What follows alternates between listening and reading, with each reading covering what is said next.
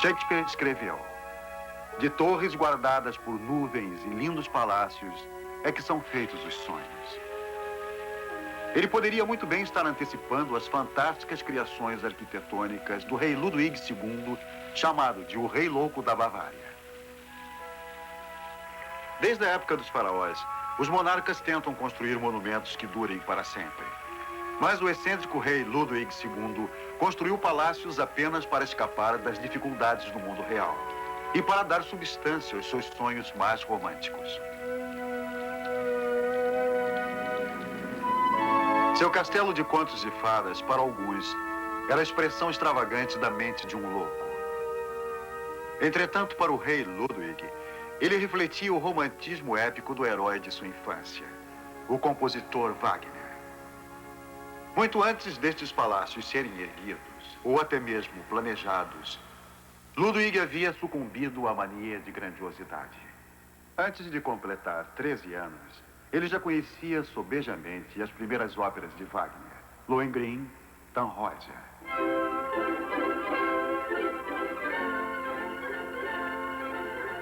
Para o jovem príncipe, a apresentação de Wagner foi uma experiência fora do comum. Logo, Ludwig descobriu que Wagner estava pesadamente endividado, precisando de um padrinho real. Após sua coroação em 1864, Ludwig convocou Wagner para uma audiência particular. Emocionado ao extremo, depois Ludwig escreveu: eu me aproximei dele puxando-o para perto do meu coração, sentindo que estava jurando a ele minha amizade para todo sempre. As atitudes radicais e o modo de vida imoral de Wagner, entretanto, provaram serem inaceitáveis para a Bavária. E por isso mesmo, embora lamentando profundamente, o rei foi forçado a pôr um fim a essa amizade. Privado da companhia do amigo Wagner, Ludwig sentiu a necessidade de dar início a um esquema de construções de proporções grandiosas. Ainda não estava com 24 anos, mas já tinha planejado uma das mais espetaculares obras de arquitetura vistas na Bavária. Neuschwanstein, às vezes chamado de Castelo da Bela Adormecida. A sala do trono é opulenta, ricamente decorada com intrincados mosaicos. É quase que oriental em sua sensualidade e ainda assim, de certa forma, proibida. Talvez o rei, planejando que os súditos, atravessando até o trono este piso brilhante, tivessem os seus olhos voltados na direção do chão. Porque Ludwig exigia respeito à realeza. Pois é.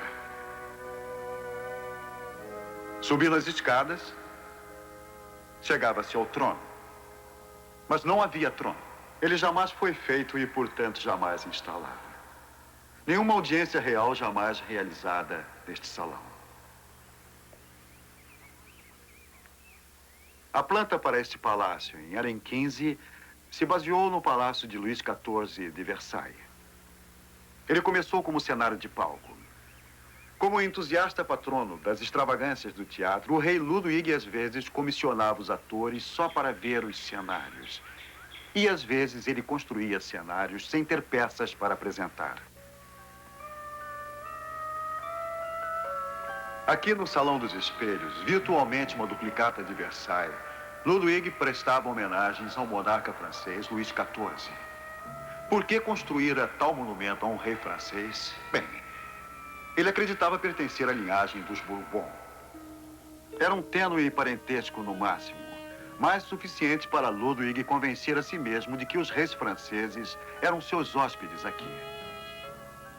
Um dos seus criados lembrava-se com desgosto que nos últimos anos de seu reinado, Ludwig participava de longas e imaginárias conversas com Luís XIV e com pessoas famosas de sua corte. Este é Linderhof, o terceiro dos castelos mágicos de Ludwig.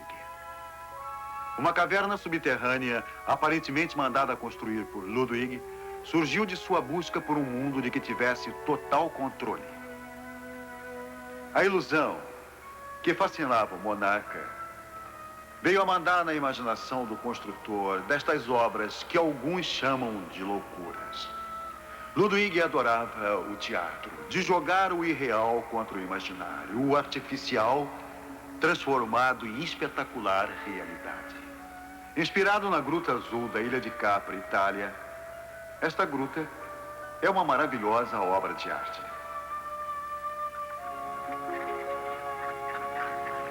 Este lago artificial era, na época de Ludwig, um tanto revolucionário.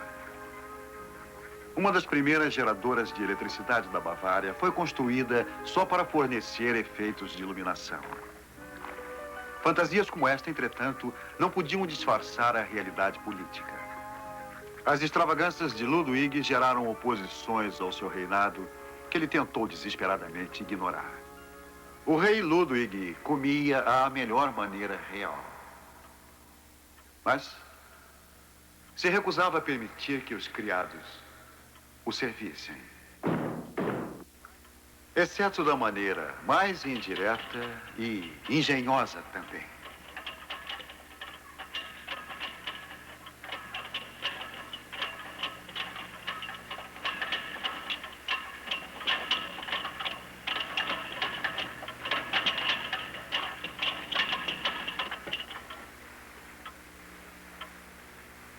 O jantar está servido.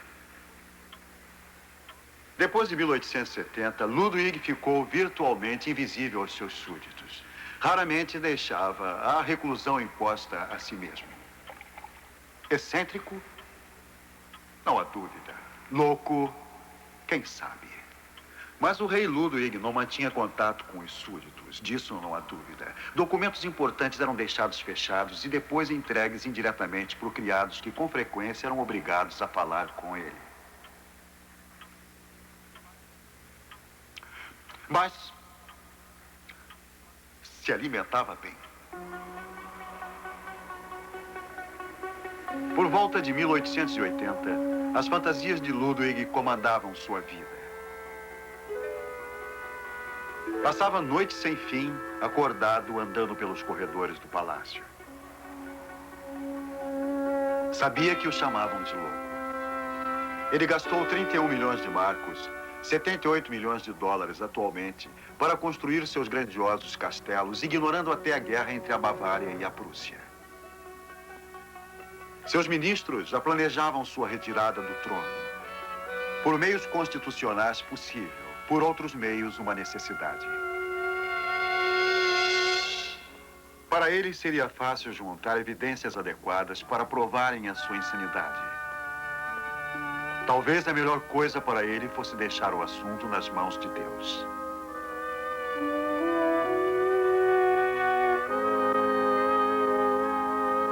As acusações contra ele foram de insolvência e insanidade. Deprimido, até mesmo suicida, Ludwig aguardava seu destino. Ao cair da noite, dia 9 de junho de 1886, o medo de Ludwig se tornou realidade. Seu governo tinha se virado contra ele.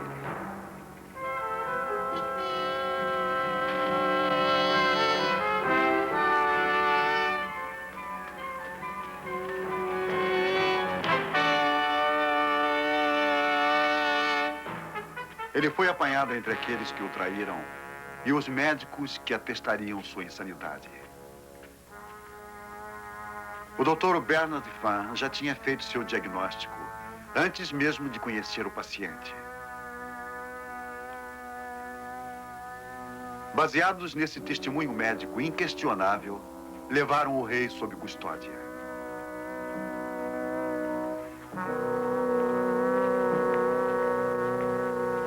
Junto ao lago Steinberg, a alguns quilômetros do sanatório onde fora levado, Ludwig se tornou prisioneiro sob cuidados médicos. Pela Constituição, o rei só poderia perder o trono se, por qualquer motivo, não cumprisse com suas obrigações reais durante um ano inteiro.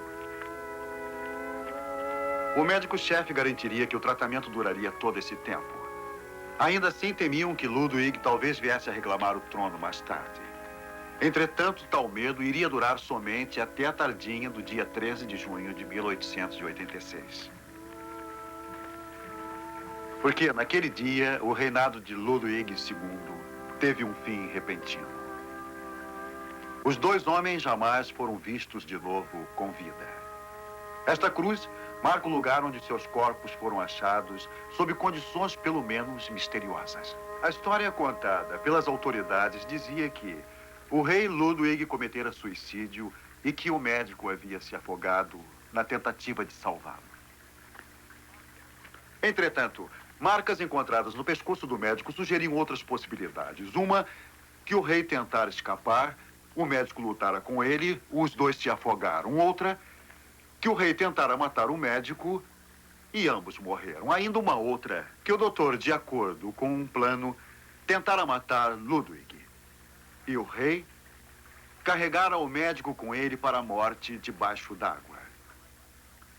Ninguém jamais saberá o que aconteceu aqui há quase 100 anos. E é assim que deve ficar. Porque Ludwig adorava o mistério, a ilusão, os truques que transformam as sombras em pura realidade. Ludwig foi chamado de louco por suas extravagantes obsessões. Será que era? Sem a chamada loucura do rei Ludwig, a grandiosidade de seus palácios não existiria. E o mundo seria um local mais pobre sem eles. Acredite, se quiser.